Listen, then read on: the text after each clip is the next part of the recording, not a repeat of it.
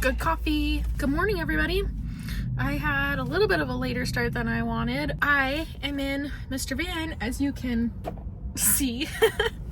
A lot of people have been asking how Mr. Van's been. He's good. He had to go to the shop a couple months ago, but now he's living in the garage. And we're getting garage doors soon, so that's exciting. I have him on a trickle charger, so he started right up, and I guess I shouldn't speak too soon because I guess this is the first time he's being started without the trickle charger.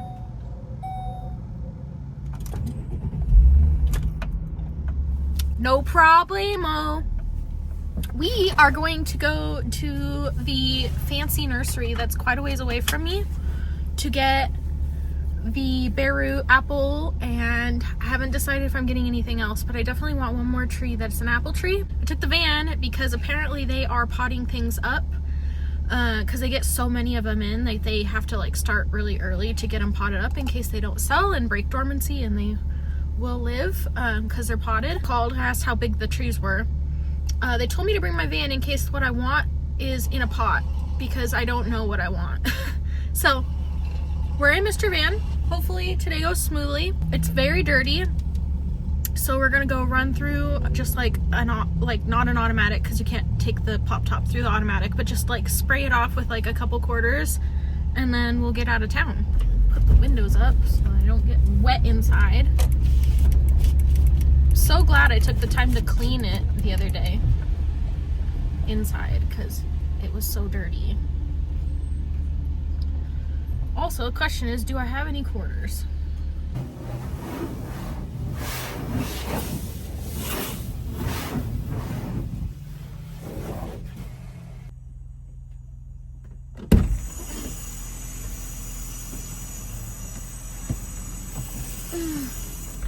Worth the couple bucks. I even got up on the roof and rinsed the solar panels off. So I'm a little wet now, but Teddy got a bath this morning when I took a shower. He's been pouting all morning. Look at that pouty face. But he's all clean now. Isn't that nice? Doesn't it feel good to be clean? All right, I am home. I'm sitting with my new trees. I didn't film anything in the nursery. I showed up and I said, hey, where are the bare root trees? And they said, oh, we got a guy, he takes you back there.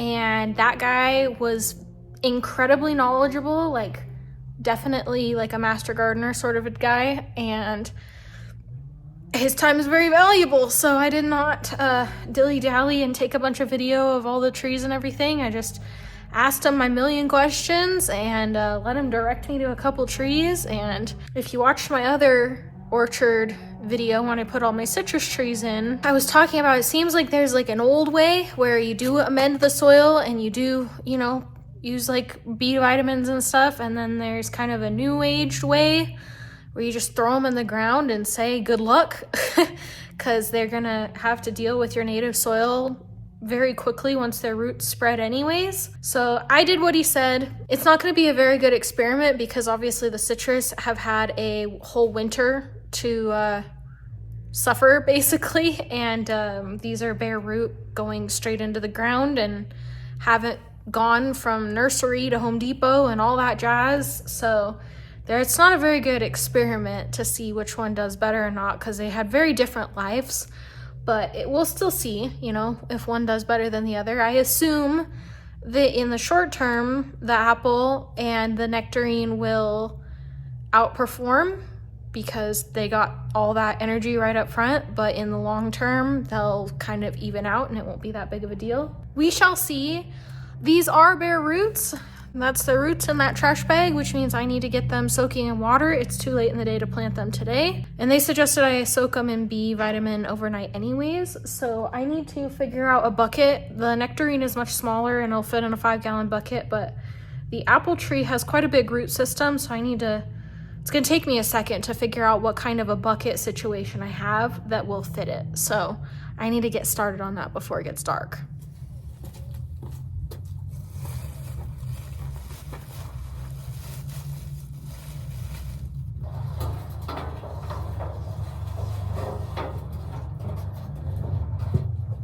Okay, yeah, that'll work.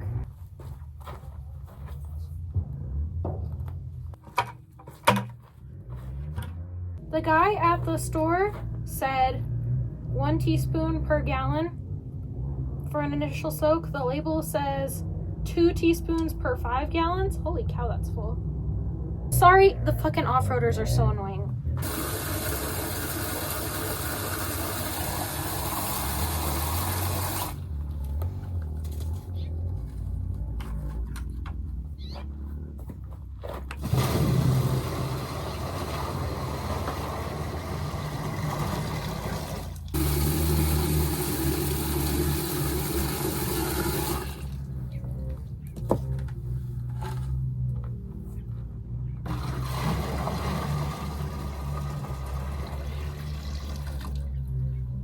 Alright, we're gonna call that 9 gallons. 1, 2, 3, 9. That stuff is pretty stinky, so it'll be interesting to know if I get coyotes or anybody coming around tonight to sniff it. I think it's high enough that I don't need to worry about jackrabbits. The lighting is just atrocious. I'm sorry, guys. The nectarine I got is a Double Delight nectarine, and it says, perhaps the best flavored yellow freestone nectarine, plus showy double pink flowers in spring. A good choice for a prominent location. Medium-sized fruit, has a beautiful red over yellow skin and an intense nectarine flavor. Always a favorite at fruit tastings. Okay, so the first is the pink, and I'm gonna say it just for my own record. The pink branch is the Jonagold apple. Says super flavor, connoisseur's choice, a cross of Jonathan and Golden Delicious, yellow with orange blush, crisp and juicy all-purpose apples, pollinate with Fuji, Gala, Granny Smith, or Red Delicious, and it's a late season apple. And there's a Fuji and a Gala on here. And then the other really exciting apple on this 4-in-1 is a Mutsu apple. Says connoisseur's favorite, very large, crisp, low in acid with a spicy flavor that seems to be enhanced by hot weather. Long harvest, first as a green apple, later as a yellow apple, no russeting, keeps well, used fresh and for cooking, makes great applesauce, very heavy bearing beginning at young age, large vigorous tree if left unpruned, resistant to powdery mildew, and it is late season, but even later than the Jonagold. And the Mutsu was blue, if I didn't say that before. This Gala is orange. It's probably most people knows what a Gala and a Fuji are, but this is their write-up for it. It says, wonderful summer dessert apple, one of the West's favorite varieties, crisp texture, nice blend of sweetness and tartness, rich flavor, very sweet when fully tree ripened. Skin striped green, glossy, free of russet. Flesh is creamy yellow. Early harvest 2 to 3 weeks before Red Delicious. Keeps well. Good pollinizer for other varieties. And they have it right on the border between mid and late season. And then the last apple on the yellow painted branch is a Fuji. It says, soon after the first U.S. plantings began producing in 1980s, Fuji became California's favorite apple because of its unique combination of flavor, sweetness, and crisp texture. Unattractive, dull reddish orange skin, sometimes russeted. Excellent keeper, excellent pollinizer for other apple varieties. Note, bud mutations of Fuji, such as red Fuji, selected for redder, more attractive skin color, do not necessarily have same fresh eating qualities as the original Fuji. and it says that it's the very end of the late season. In case you guys are curious, the Nectarine is on a Nemagard rootstock, and the apple is on an M111. So I think we're good to go. I'm gonna leave this here until tomorrow, and then we're gonna plant because he has to get in the ground right away.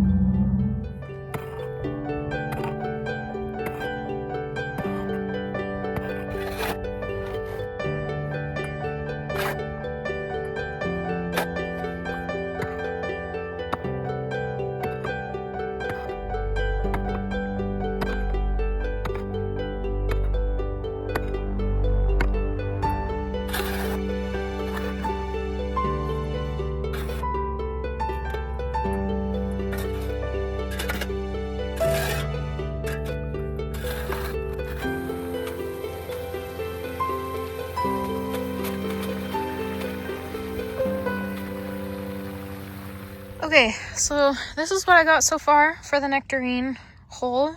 It is not nearly as big of a tree, so we're almost there.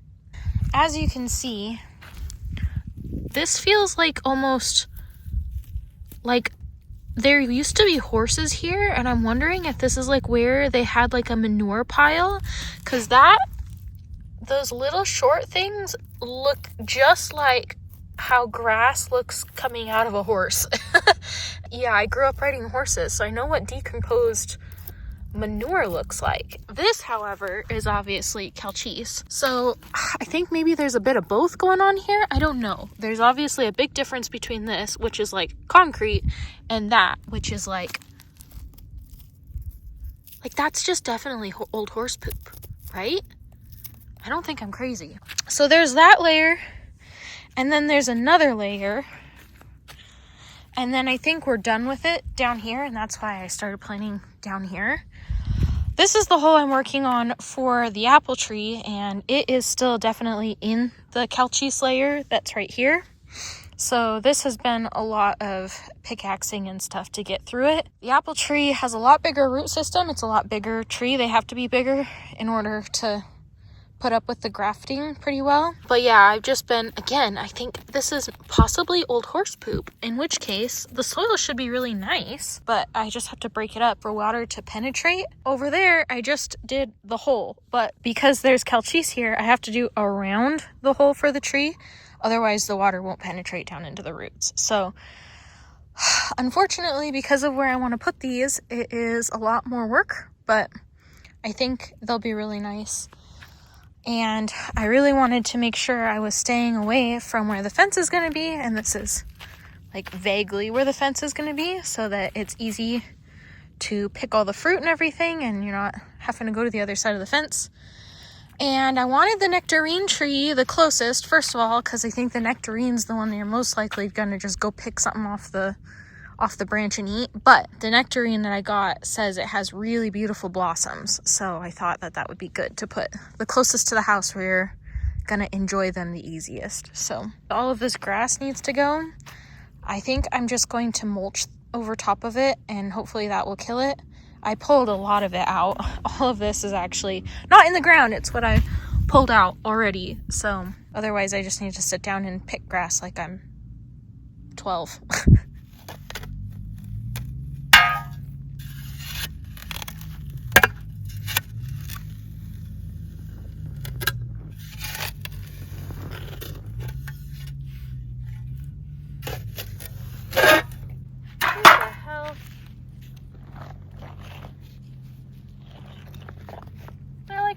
Tiles.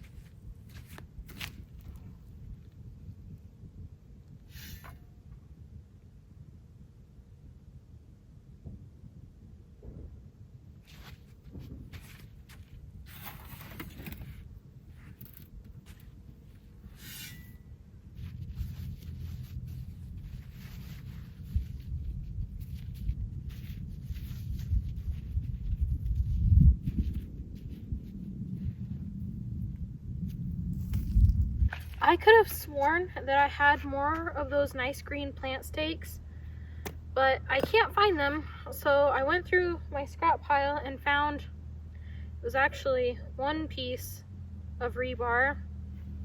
This half is not very straight, but whatever, it'll do the job, because these puppies have got to be caged. They will not survive all the rabbits without a cage.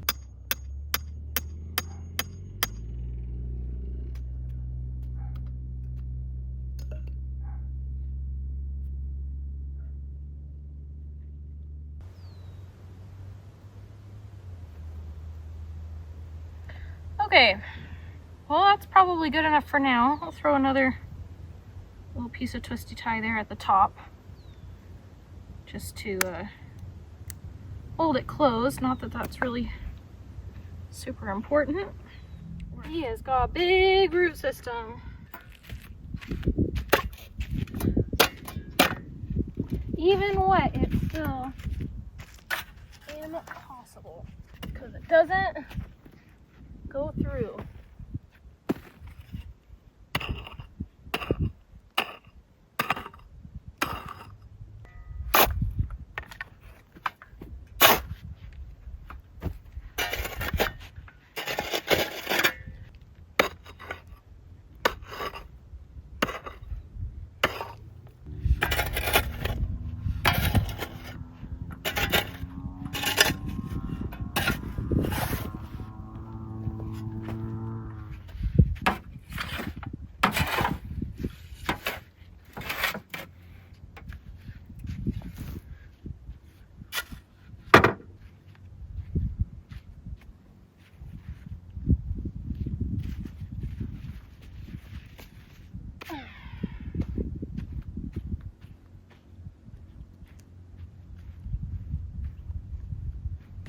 Alright, you can see there's a little sucker in here.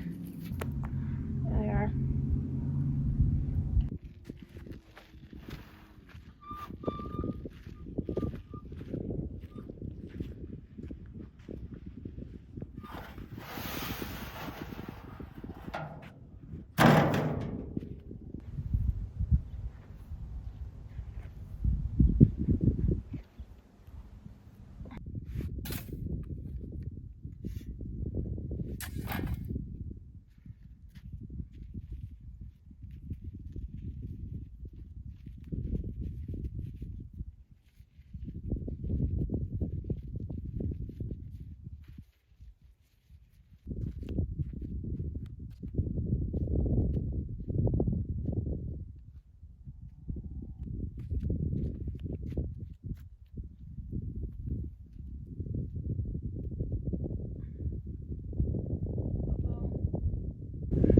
I was gonna have enough of this wire.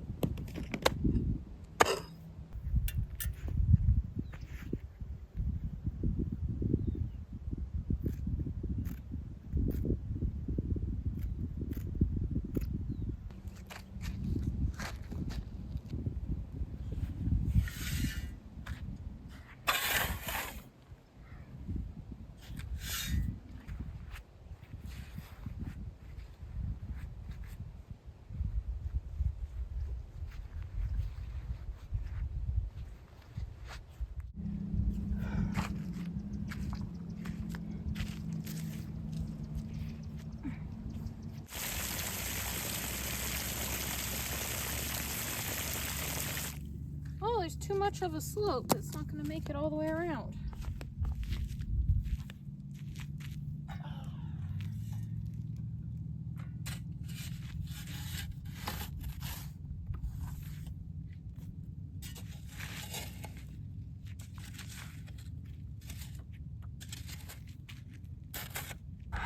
as you can see by the sudden appearance of sun, it is sunset. I have to go walk the dog. So tomorrow we will get everything pruned. I don't think I have wind coming. I think he'll be fine. I have all of that nice bee vitamin water that I can put on everybody tomorrow when I have more energy to lug buckets of water around. And I gotta get the irrigation in, obviously. So yeah, I think we're done for the night. What a morning, you guys. I was sitting here, I didn't even get to finish my breakfast, and Teddy all of a sudden starts barking and going nuts out the sliding door. I see a flash of white. I'm like, that's not a coyote. I'm like, oh, it's a dog. In fact, I could tell just from the flash that it was a puppy. So I grab a handful of Teddy's dog food and Teddy's slip agility leash and like start walking around. And she was hiding behind a stack of totes. And my neighbor came out and we blocked everything off and we caught her. The owner has been notified. They're gonna come get her. Man, I don't know about the lady who called me though. But yeah, these are my dogs, but they're up for adoption if you'd like to keep her. Like, why am I giving this dog back to you? I don't want her. I don't think I can handle having 2 dogs. Well, I was sitting in the house finishing my breakfast and I heard a big old crash. She jumped out. I came out as fast as I could and caught her before she ran away. But she's out of her little makeshift pen and hiding underneath my car now. So I'm just sitting here waiting for them to show up. I can't leave because she'll leave. She got her leash off. And yeah, hopefully they come all this way out here and we can catch her again because she's loose. Look at that little goober. You're a pain in the butt. She said, I'm just scared. I'm sorry, I'm so scared. Okay, she has been picked up. Fingers crossed that they secure her on the other end because she's just loose in that guy's car. I did my part. She, poor thing, was so scared. She wouldn't get out from under the car. Had to drag her out by her back legs. And then he picked her up and she was like literally mouth open, like frozen. Like she couldn't decide if she needed to bite and fight or freeze, stuck in between. It's pretty cute. I just got my garage put back together because I had destroyed it getting like a little makeshift pen set up for her. And Teddy's standing there whining at me. He's jealous of all the attention this dog got, apparently.